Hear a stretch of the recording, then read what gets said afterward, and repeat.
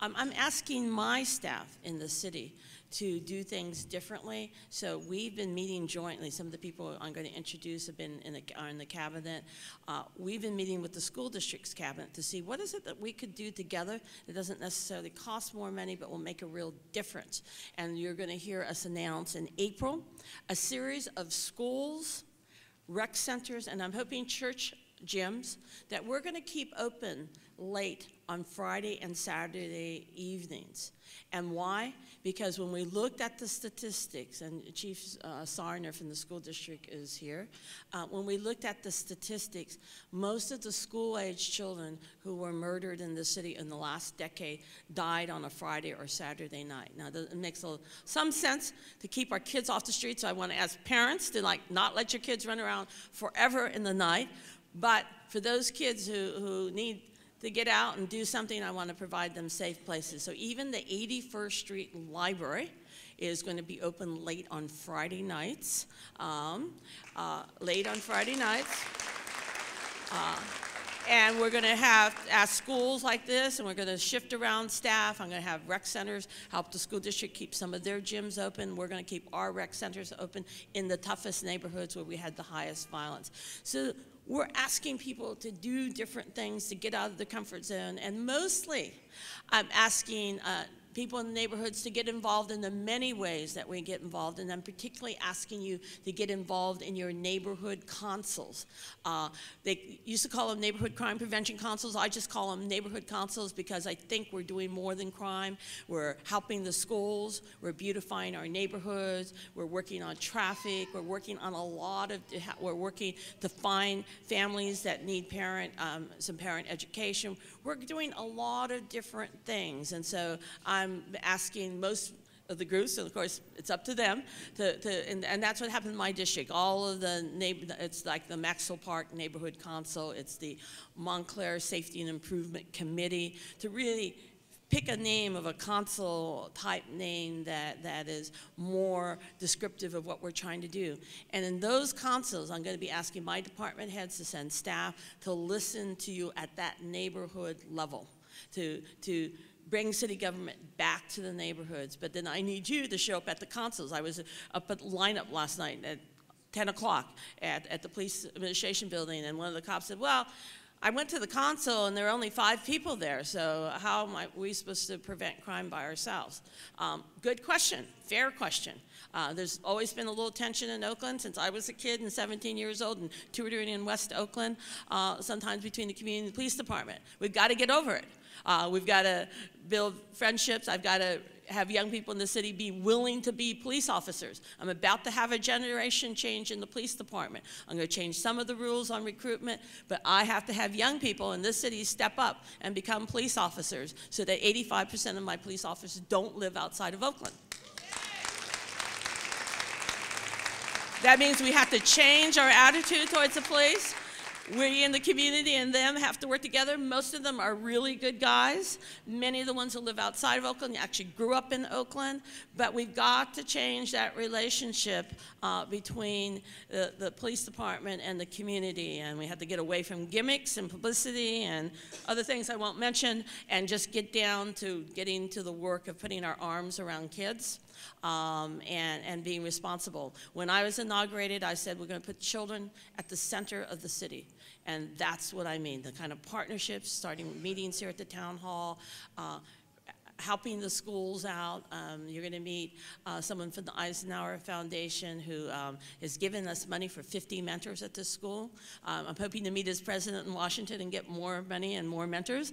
But I really want to make this a citywide effort. I'm going to end with this. One of the promises I made also as mayor, other than cutting my pay 25%, because I'm not going to ask anybody to do anything I'm not willing to do, making sure that I have town hall meetings in every council district. I hope to do it in the first 100 days. It's going to take us 4 months. It's going to take us another month because of the schedule of the council members.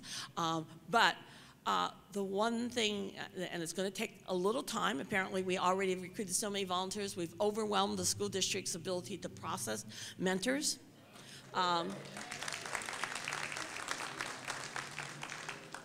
In the 4 years as mayor, I want to make sure that we recruit at least 2,000 mentors to help the kids most in trouble. And these are a lot of your neighbors in this neighborhood. And what do I mean by that? 500 kids get arrested by the Oakland Police Department every year. 300 kids in this city age out of foster care. And we have a real opportunity this year, because a lot of the kids you see on International who are walking the streets late at night, those girls are recruited straight out of foster care because they thought they had no other option at 18 but become homeless. I've talked to a lot of the girls who have been arrested in our diversion program with sexually exploited minors in the city.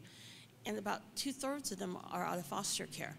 So those 300 kids need mentors when they're 16 so they know they have those real options by the time they're 18 and have other choices, because now in the state of California, they'll continue to get support if they stay in school or in job training programs. And we've got to make sure every kid, every girl in particular, gets that opportunity to stay in school or get into a job training program and has other options. Lastly, there are 1,200 kids who are chronically truant on an average in the Oakland Public Schools. And Pete Sarner just showed me a chart that broke my heart. I think it was at 2/3, Pete? 2/3 of the kids who miss more than 20 days of school in what year? In 2005, in middle school, were arrested in this city. So, truancy, crime, and lack of future go together. So that's why we need 2,000 mentors. Because I believe, and we've in some of the major-wide programs have shown, that even when we give them help, ratio of 1 to 8, that we cut the number of kids who go back to jail in half. Normally, 80% of the kids that we pick up are back in trouble with the law within a year. When we give them some counseling, we cut that in half. And that's a counseling rate of 1 to 8. What would happen if we gave every one of those kids an individual mentor?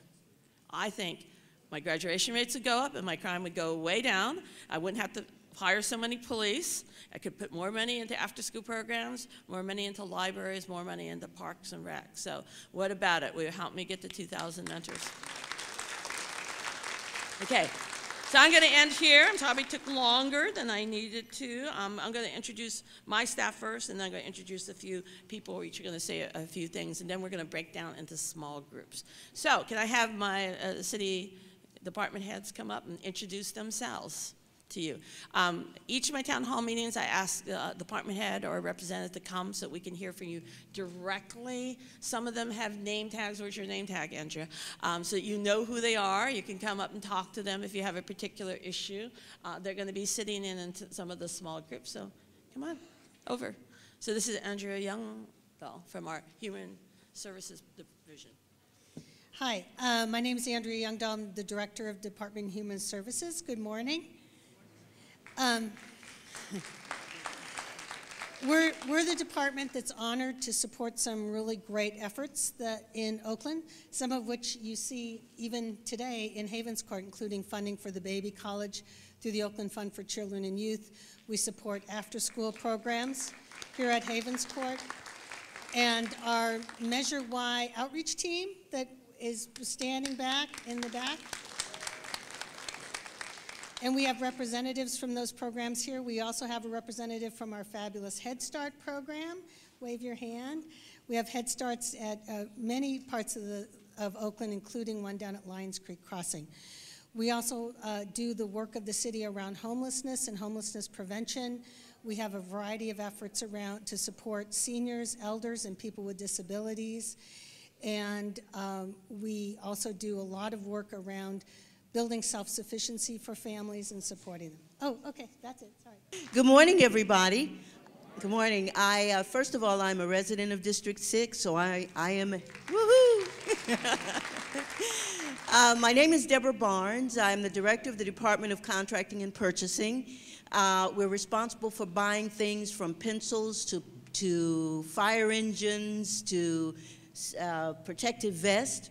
And also services, public services, and also we're responsible for enforcing policies that ensure employment of Oakland residents on city contracts and the use of local Oakland businesses on city contracts. Thank you. Hi, Kathy Audi. I'm your Acting Assistant Director for the Office of Emergency Services and Homeland Security. We're responsible for all phases of emergency preparedness, starting at the individual to our communities and protecting the City of Oakland's critical and other infrastructure such as our banks and our post office, our schools, and everything else. We will, pardon me? Free core classes. Free core classes, free CPR classes, and I left some pamphlets upstairs in the foyer. Good morning. My name is Carmen Martinez. Buenos días. Me llamo Carmen Martinez. I'm the director of the Oakland Public Library. We have a branch. Yay, library. Yay! Yay, books. I see one of our library commissioners, Carolyn Mixon, in the audience, and a lot of familiar faces from the dedication of the new 81st Street branch that we opened just a few weeks ago. That will be the library we will open on Friday and Saturday nights. Quickly, there's a little branch right here next door on the corner, Martin Luther King branch, where you can check out anything you like. Also use the public access computers. But please do visit us, get your library card. It'll open a whole world of free information for you. Los esperamos en la biblioteca. Bienvenidos. Good morning. My name is David Ferguson. I'm one of 3 assistant directors in the Public Works Agency. And simply put, I was told to keep it short, we take care of the city. Everything, all the fleet, the streets, the street lighting, signals, the sewers, the drainage. We keep the city running. Yes, potholes too. Thank you.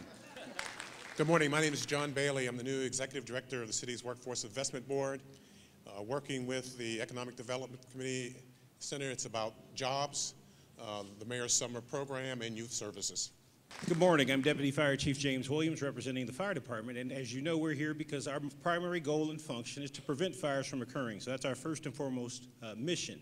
Obviously, I'd like to introduce the crew from Station 29 in the back, if I can just get them to stand for a moment. Station 29 is right down the street, 1016 66th Avenue.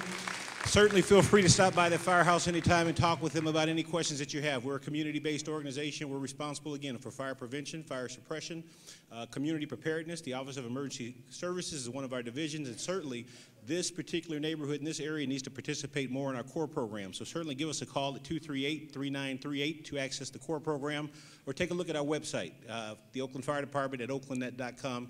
Again, we're here to serve, and whatever it is that you need, we're here to do. Thank you.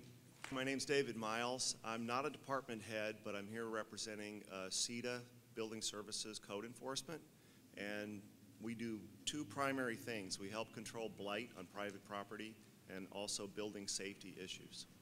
Thank you. And let me add, they also do the foreclosure registry. If you have a building that's foreclosed in your neighborhood, it's not registered, call them because we're monitoring them all.